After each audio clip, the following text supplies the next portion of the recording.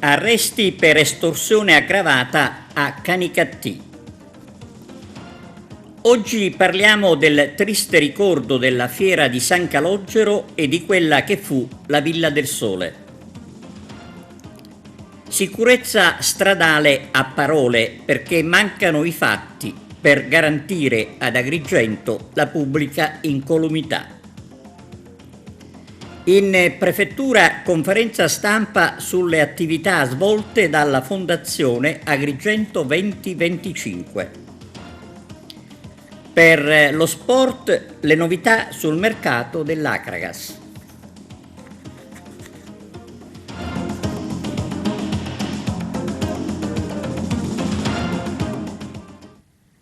Bentrovati da TVA Notizie. Estorsione aggravata a Canicattì. 3 ordinanze di custodia cautelare in carcere eseguite dalla polizia. Margherita Trupiano. Polizia di Stato, su delega della Direzione Distrettuale Antimafia della Procura della Repubblica di Palermo, ha eseguito 3 ordinanze di custodia cautelare in carcere nei confronti di 3 soggetti, uno dei quali già condannato in via definitiva per l'appartenenza alla compagine mafiosa denominata Stigia, ritenuti responsabili del reato di estorsione aggravata dal metodo mafioso. Le indagini condotte dalla squadra mobile di Agrigento e dal commissariato di Canicattì sono iniziate ad aprile dello scorso anno in seguito al danneggiamento seguito da incendio che ha interessato la saracinesca di un magazzino nel territorio canicattinese. L'attività investigativa ha permesso di ipotizzare che gli arrestati, al fine di preservare gli interessi economici ed imprenditoriali del titolare di un'autofficina, anche gli arrestato, avrebbero costretto la vittima dell'estorsione a non concedere in locazione un magazzino di sua proprietà ad un soggetto che, adibendolo ad officina meccanica, avrebbe potuto rappresentare fonte di concorrenza per il predetto titolare dell'officina già aperta in zona. I 3 con fare minaccioso si sarebbero recati presso l'abitazione della vittima, mentre il condannato per l'appartenenza alla Stigia avrebbe proferito frasi minatorie all'indirizzo della stessa, rimarcando la sua appartenenza all'associazione mafiosa, peraltro nota alla stessa vittima, e ricordandole che in quella zona comandava lui. Le indagini si sono avvalse anche del contributo dichiarativo fornito dalla vittima e dai suoi congiunti, che hanno raccontato alla Polizia di Stato la spedizione messa in atto con spregiudicatezza dai 3 arrestati poche settimane prima del danneggiamento, opponendosi così al pervasivo sistema di controllo del territorio esercitato dalla compagine mafiosa in quella zona del territorio canicattinese. L'odierno provvedimento emesso dal GIP di Palermo si basa su gravi indizi di colpevolezza e su un quadro indiziario emerso nel corso delle indagini, significando che le piene responsabilità penali per i fatti indicati saranno comunque accertati in sede di giudizio.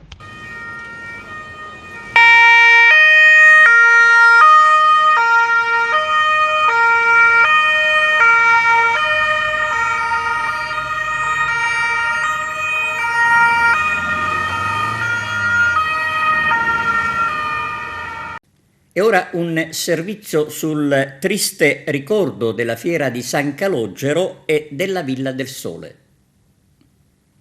C'era una volta ad Agrigento la Villa del Sole e c'era anche la cosiddetta fiera di San Calogero, con il piacevole frastuono creato dai venditori che animavano la zona dello stadio, e c'era soprattutto il Luna Park e tanta gente, famiglie intere che affollavano il piazzale.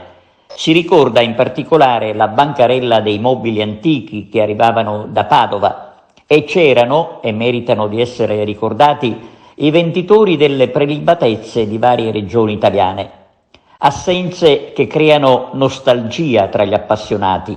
Potremmo concludere dicendo semplicemente: peccato che tutto questo è stato cancellato, che si è perso, forse a causa del Covid o forse no. A sentire i commercianti, pochissimi per il secondo anno consecutivo, la responsabilità è anche del comune di Agrigento, che lascia praticamente abbandonata la zona, dove tra l'altro mancano i servizi igienici. Dicevamo del Covid che ha cancellato tantissime piccole attività, anche tra quelle che eravamo abituati a ritrovare ogni anno a luglio. Sicuramente il virus è il principale responsabile del disastro. Dicevamo della Villa del Sole, la cui distruzione accresce la tristezza per un passato che purtroppo non tornerà, come le bancarelle della fiera. Si parla sempre di sicurezza stradale, ma non si interviene quasi mai quando serve. L'albero che vedete costituisce un serio pericolo per gli automobilisti che transitano nella trafficata via Luca Crescente. Siamo dalle parti di Viale Emporium a San Leone. A segnalare l'ennesima trappola è stato Mario Aversa del gruppo Agrigento Punto e a Capo. Adesso si spera che dal comune qualcuno prenda atto del pericolo e provveda di conseguenza. Ricordiamo che proprio nella zona sono presenti avvallamenti e buche che da sole costituiscono già un grosso pericolo.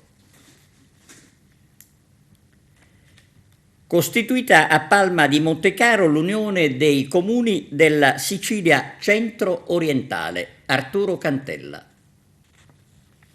A Palma di Montechiaro è stata costituita l'Unione dei Comuni Sicilia Centro-Orientale finalizzata alla gestione e alla realizzazione del SIRO, il sistema integrato di rango urbano Sicilia Centro-Orientale, composto da 16 comuni. In 7 ieri hanno costituito l'Unione dei Comuni della Sicilia Centro-Orientale, in particolare oltre a Palma di Montechiaro, Aidone, Barrafranca, Grotte, Mazzarino, Piazza Armerina, Pietraperzia, per un totale di oltre 80.000 abitanti. A questi si aggiungeranno i comuni di Racalmuto e Riesi che firmeranno nei prossimi giorni, portando l'Unione dei Comuni a 9, per un totale di quasi 100.000 abitanti. Nei prossimi giorni, attraverso delle apposite convenzioni, sarà anche attivato il percorso con i comuni di Camastra, Campobello di Licata, Canicattì, Castrofilippo, Licata, Naro e Ravanosa. Tutto ciò al fine di completare la compagine individuata dalla Regione Siciliana per la costituzione del SIRU. Il 8 luglio 2024 nel Palazzo Ducale di Palma di Montechiaro è stato sottoscritto l'atto costitutivo dell'Unione dei Comuni. L'Unione dei Comuni, che riguarda appunto il nostro SIRU, il sistema integrato di rango urbano, l'Unione dei Comuni si appresta a diventare l'autorità di gestione di questi importantissimi fondi che la Regione Siciliana mette a disposizione dei territori attraverso l'Unione Europea. Parliamo di decine di milioni di euro. Chi compone in questo momento l'Unione dei Comuni? Barrafranca, Pietraperzia, Aidone, Mazzarino, Piazza Armerina, Grotte e Palma di Montechiaro. Ho avuto il privilegio e l'onore e ringrazio tutti i colleghi per la fiducia accordata di essere il presidente e il legale rappresentante di questa Unione dei Comuni. Nei prossimi giorni avremo l'ingresso anche di Racalmuto e di Riesi, e con i restanti 7 comuni che fanno parte del SIRO faremo un'apposita convenzione per inglobare all'interno di questa misura tutti i territori coinvolti. Un'altra pagina nell'esclusivo interesse del territorio è stata consumata. All'interno abbiamo 2 siti UNESCO, la storia del Gattopardo, abbiamo dalla costa alla montagna, qualcosa di veramente unico e meraviglioso che merita di essere valorizzato. I consorzi di tutela dell'arancia di Ribera DOP e Arancia Rossa di Sicilia, IGP, per la gravissima siccità chiedono alle istituzioni aiuti urgenti per salvaguardare la produzione. I consorzi di tutela rappresentano migliaia di produttori. Nuovo appuntamento con libri, cultura e socialità alla Biblioteca del Seminario di Agrigento, giovedì 11 luglio alle 19. Verrà presentato il catalogo editoriale della casa editrice Edizioni del Roveto, nato su iniziativa di una famiglia siciliana fortemente legata alla propria terra. Rassegna del teatro classico e del mito al Giardino Botanico di Agrigento. Arturo Cantella. Presentato stamani dal Libero Consorzio Comunale di Agrigento la rassegna teatrale Agrigento 2025, Teatro dell'Efebo, nella splendida cornice del Giardino Botanico. Il 21 luglio riaprirà il teatro. La rassegna consta di 2 momenti, una quella del teatro classico e del mito, l'altra quella del teatro d'autore e musica. Inizierà il 21 luglio con la manifestazione 7 contro Tebe dell'Associazione Culturale Dide Amenos Festival e terminerà con la rassegna del teatro d'autore e musica l'8 settembre con la manifestazione Treni del Sud dell'Associazione Musicale Spazio Musica. Le interviste. Sì, riapre il Teatro dell'Efebo dopo il grande successo dell'anno scorso per l'inaugurazione, dove abbiamo avuto sempre il pienone. Adesso proponiamo un cartellone ricco di eventi, siamo sempre nella Cava dei Templi, lì dove gli schiavi hanno lavorato per cavare la pietra per costruire i nostri meravigliosi templi.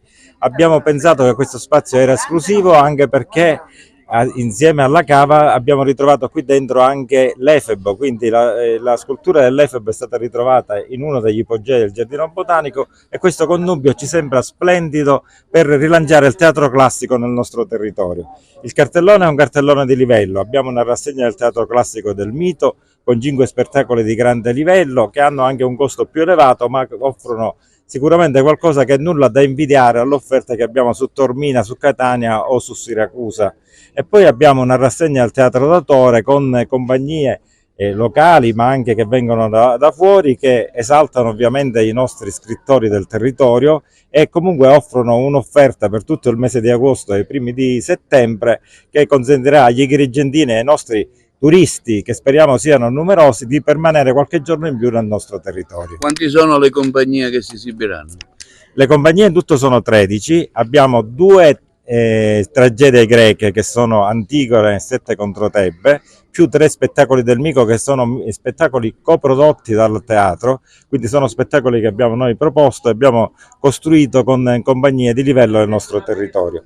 Poi abbiamo diverse compagnie, avremo uno spettacolo organizzato da Caterina Montalbano con Iannuzzo e Buzzurro e abbiamo Love Morricone, che è uno spettacolo di grande successo che sta vincendo in tutti i siti archeologici e penso che avrà grande successo, ma anche tante altre compagnie di livello del nostro territorio che possono offrire un'offerta culturale che potrà sicuramente avere successo all'interno del teatro. Sì, io posso soltanto ringraziare veramente il Libero Consorzio Provinciale Agrigento, anche nella persona del dottor Achille Contino, per quello che stanno facendo, per quello che stanno facendo per Agrigento, per quello che hanno realizzato, per quello che è stato riscoperto, ridato alla nostra città. Il teatro dell'Efebo, che era, tra virgolette, stato nascosto per tanti anni, finalmente è stato riaperto al pubblico agrigentino e non, e io penso che può essere anche un buon sito, un ottimo sito per le future manifestazioni che saranno anche a corollario di Agrigento Capitale della Cultura. Penso che un sito del genere nelle stagioni estive possa fare anche da concorrenza, perché no, alle altre città tipo come Siracusa. Un sito del genere penso che può suscitare invidia rispetto alle altre città siciliane che già da tempo fanno questi eventi. Angelo 5, presente a questa manifestazione. Siamo qua all'Efebo a rappresentare La verità di Luigi Pirandello, per cui è uno spettacolo che abbiamo portato anche al Teatro Pirandello in altri posti, ha avuto tantissimo successo e affronta quella che è la tematica sulla violenza sulle donne e porta in scena un fatto avvenuto veramente nel 1911 proprio vicino alla cattedrale, e quindi noi portiamo quella che è stato il processo all'assassino di quella donna in quel periodo. È molto profondo come tematica perché è attuale e Pirandello è sempre attuale. Presenteremo il 2 agosto Cocalos, una commedia musicale molto particolare sul mito di Dedalo e Minosse, che si conclude nella costa agrigentina, alla reggia di Cocalos appunto, con la regia mia e di Antonella Monreale. Vi invitiamo a venire a vederci perché veramente ne vale la pena, anche perché il posto si presta benissimo a questo tipo di rappresentazione. Concordo con tutto quello che ha detto il mio carissimo socio Franco, è stata una bella esperienza già sin dall'inizio delle prove.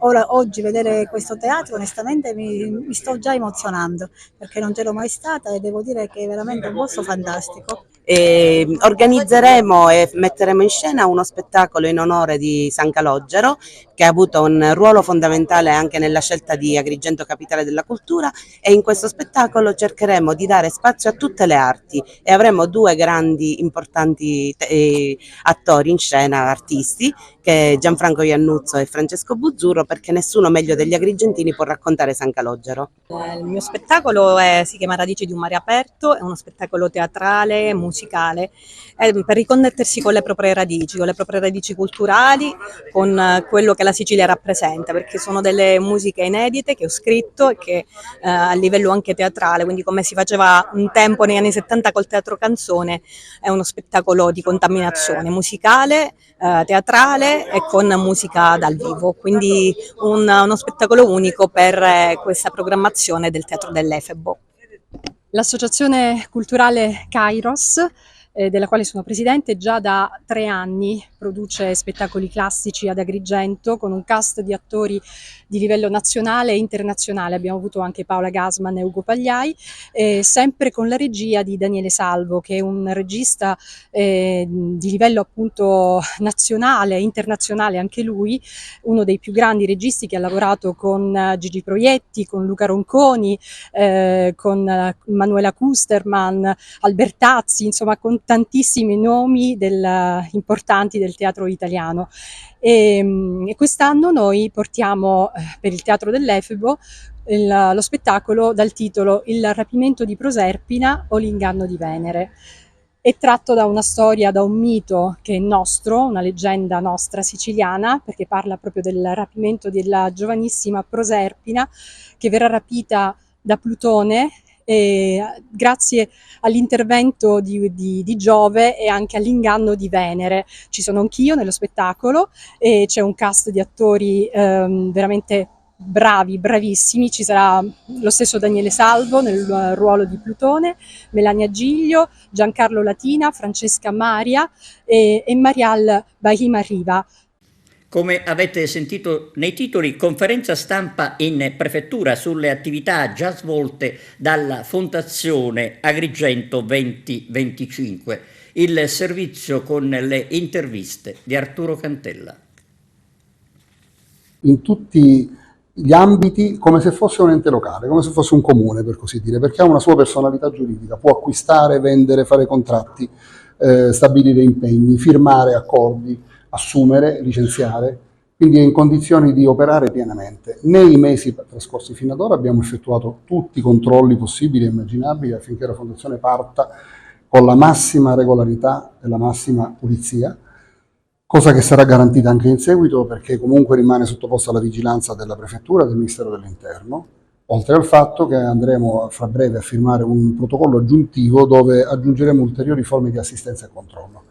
Sia chiaro che il concetto di controllo non è quel concetto per cui il soggetto controllato tendenzialmente deve essere controllato perché tendenzialmente fa qualcosa che non va, ma piuttosto è un controllo collaborativo, quindi non c'è nessuna teoria del sospetto dietro il controllo. La legge lo prevede perché controllare significa sostenere, significa per esempio aiutare la fondazione in questo caso, ma in generale l'ente controllato, a risolvere i problemi che mano a mano si può trovare davanti, che sono i problemi più vari.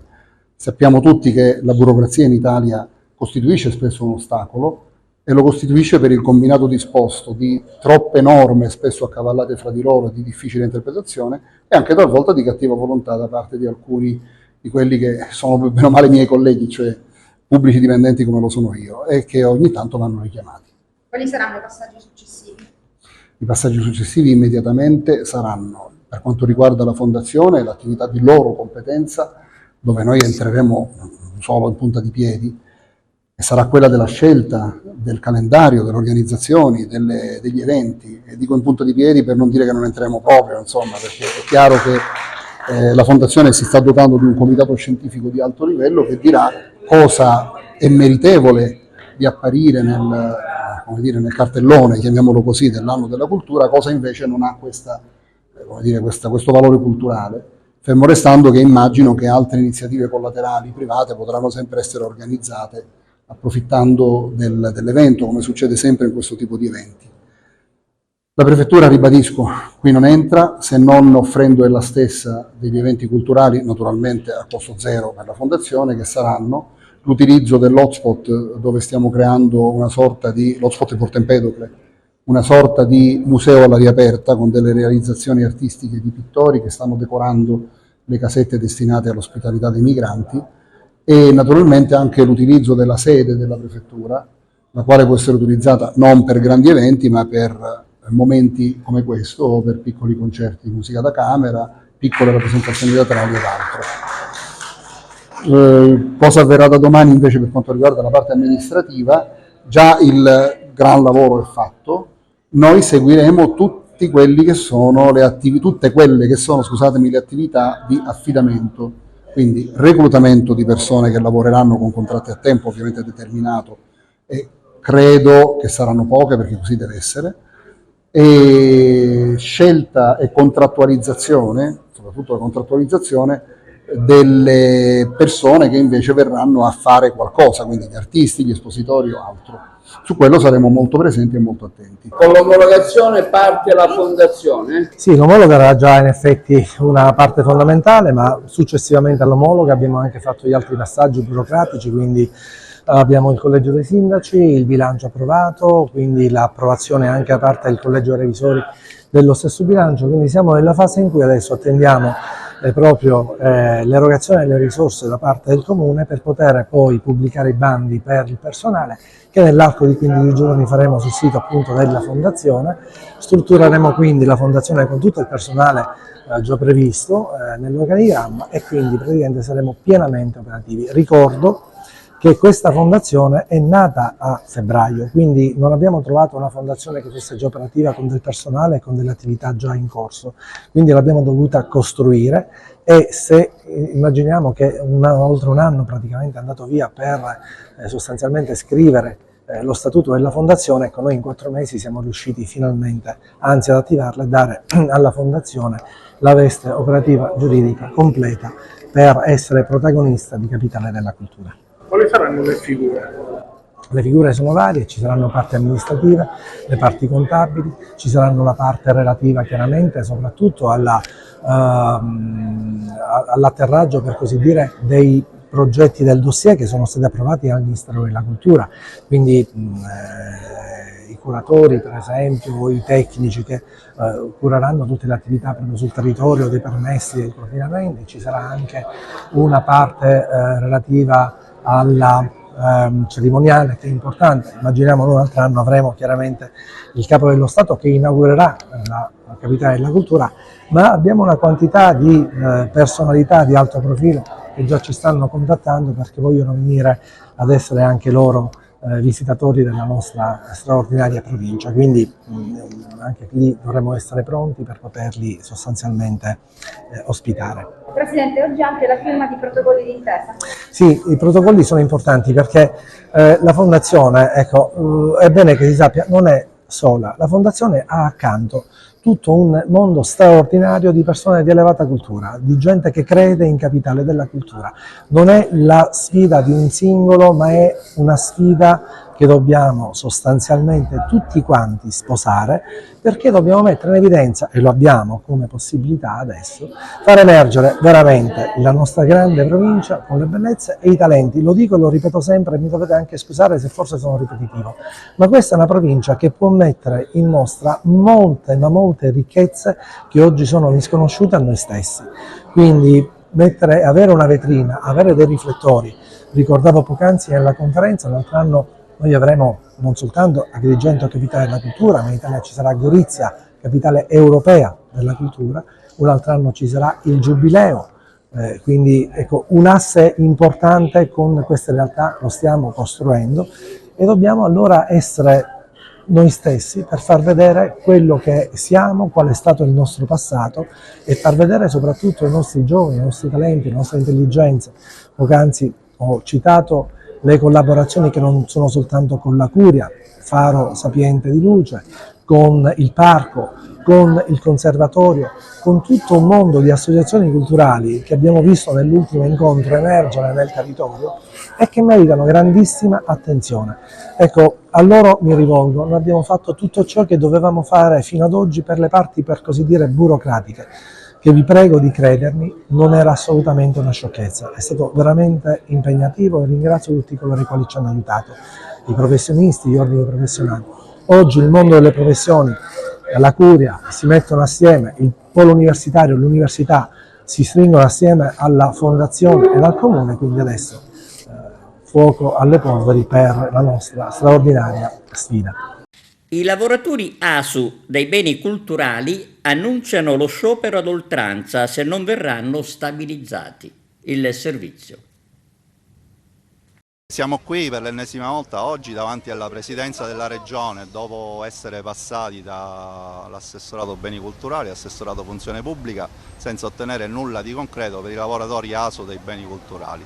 Sono 260 questi lavoratori, la norma è stata approvata a febbraio nella legge finanziaria, c'è un comma preciso che riguarda questi lavoratori dei beni culturali, ancora oggi non si hanno notizie in merito alla stabilizzazione. Siamo qui e chiederemo al Presidente Schifani di essere ricevuti e che ci siano risposte concrete. Già da domani i lavoratori esasperati si fermeranno tutti e incroceranno le braccia e faranno sciopero se non ci saranno notizie certe in merito alla stabilizzazione. I lavoratori ASU dei beni culturali sono rimasti inascoltati da questo governo, nonostante l'applicazione della legge, l'approvazione della legge, non si dà attuazione in concreto. Da parte di USB c'è stato un confronto diretto con gli uffici, la strada è quella dell'integrazione del PIAO per questi 260 lavoratori, che si dia attuazione concreta realmente alla legge approvata da questo governo. Vogliamo ricordare dove voi siete in servizio?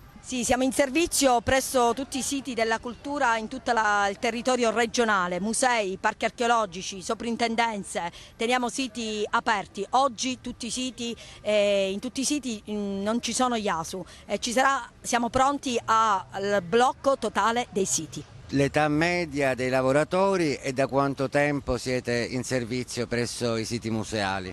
Presso i siti museali dal 2014, in seguito a una richiesta ufficiale posta in essere dal Dipartimento Beni Culturali nei confronti del Dipartimento della Regione. Quindi dal 2014 prestiamo servizio, abbiamo iniziato con 391 unità, siamo arrivati a 260, età media 60 anni, lavoratori che hanno lavorato senza contributi, lavoro nero legalizzato da questo governo.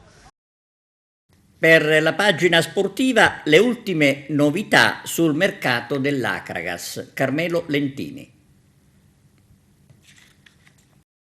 Pian piano si sta entrando nella fase calda del calciomercato biancazzurro, anche in previsione del prossimo ritiro precampionato che avverrà a breve. Il DS dell'Acragas Peppe Cammarata, dopo la scelta del nuovo tecnico Lillo Bonfatto, si trova in una fase iniziale per formare una rosa degna di nota. Ancora mancano diversi tasselli, ma si inizia a intravedere qualcosa di positivo. Come preannunciato nei giorni scorsi, arriva la riconferma di Desiderio Garufo, essenziale per il progetto futuro ed autentico zoccolo duro del gruppo biancazzurro. Il bravo Desiderio ha firmato per altri 2 anni, ma la sorpresa arriva dal ritorno in Acragas del difensore centrale palermitano Davide Locascio, classe 96, che contribuì al salto di categoria in Serie D un paio di stagioni or sono. La scorsa stagione ha giocato in eccellenza con il Mazzara.